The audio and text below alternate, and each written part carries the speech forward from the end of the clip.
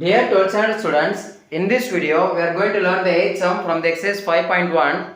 The question is, if y equal to 2 root 2x plus c is a tangent to the circle x square plus y square equal to 16, find the value of c. Here the equation of the line is given as y equal to 2 root 2x plus c. ஒரு equation, line ஓட equation வந்து கொடுத்திருக்காங்க.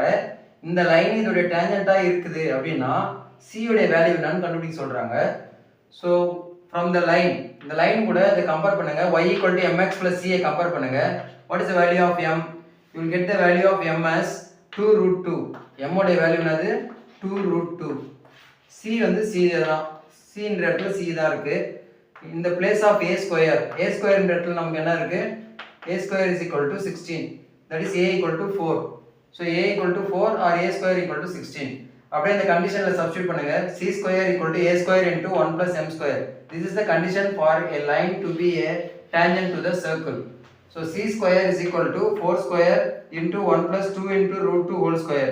2 root 2 whole square இதை square பண்ணீங்கன்னா 2 square பண்ணா 4, root 2 square பண்ணா again 2, 4 2s are 8, 8 plus 1 9, 4 square பண்ணீங்கன்னா 16, 16 into 9 is c square.